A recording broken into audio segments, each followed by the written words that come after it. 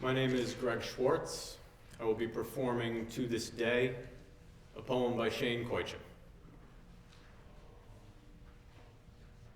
When I was a kid, I used to think that pork chops and karate chops were the same thing. I used to think they were both pork chops, and because my grandmother thought it was cute, and because they were my favorite, she let me keep doing it. Not really a big deal. One day, before I realized that fat kids are not designed to climb trees, I fell out of a tree and bruised the right side of my body. I didn't want to tell my grandmother about it because I was afraid I'd get in trouble for playing somewhere I shouldn't have been. A few days later, the gym teacher noticed the bruise and I got sent to the principal's office. From there, I was sent to another small room with a really nice lady who asked me all kinds of questions about my life at home. I saw no reason to lie. As far as I was concerned, life was pretty good. I told her whenever I'm sad, my grandmother gives me karate chops. This led to a full-scale investigation, and I was removed from the house for 3 days until they finally decided to ask how I got the bruises. News of this silly little story quickly spread through the school, and I earned my first nickname, Pork Chop.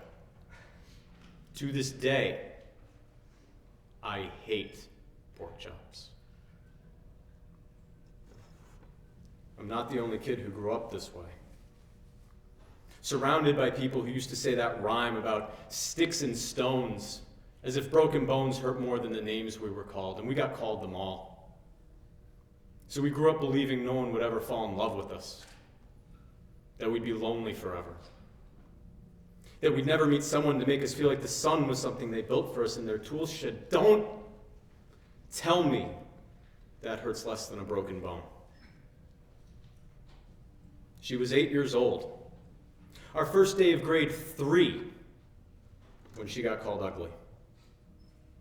We both got moved to the back of the class so we would stop getting bombarded by spitballs.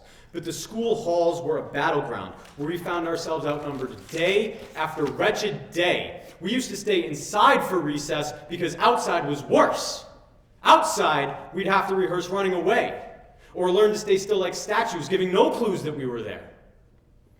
To this day, despite a loving husband, she doesn't think she's beautiful because of a birthmark that takes up a little less than half of her face. Kids used to say she looks like a wrong answer that someone tried to erase but couldn't quite get the job done. And they'll never understand that she's raising 2 kids whose definition of beauty begins with the word mom, because they see her heart before they see her skin, that she's only ever always been amazing. We weren't the only kids who grew up this way. To this day, kids are still being called names. The classics were, hey stupid, hey spaz.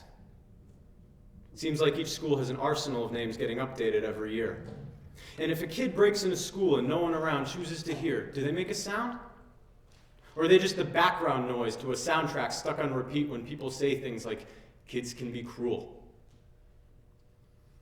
Every school was a big top circus tent, and the pecking order went from acrobats to lion tamers, from clowns to carnies. All of these were miles ahead of who we were. We were freaks. Lobster claw boys and bearded ladies. Oddities juggling depression and loneliness, playing solitaire, spin the bottle, trying to kiss the wounded parts of ourselves and heal. But at night, while the others slept, we kept walking the tightrope. It was practice. And yeah, some of us fell. But I want to tell them that all of this is just debris. Left over when we finally decide to smash all the things we thought we used to be. And if you can't see anything beautiful about yourself, get a better mirror. Look a little closer, stare a little longer, because there's something inside you that made you keep trying despite everyone who told you to quit.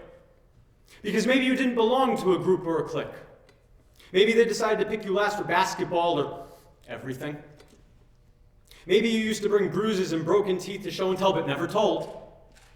Because how can you hold your ground if everyone around you wants to bury you beneath it? You have to believe that they were wrong. They have to be wrong. Why else would we still be here? We grew up learning to cheer on the underdog because we see ourselves in them. We stem from a root planted in the belief that we are not what we were called. We are graduating members from the class of "We made it," not the faded echoes of voices crying out, "Names will never hurt me." Of course they did. But our lives will only ever, always continue to be a balancing act that has less to do with pain and more to do with beauty.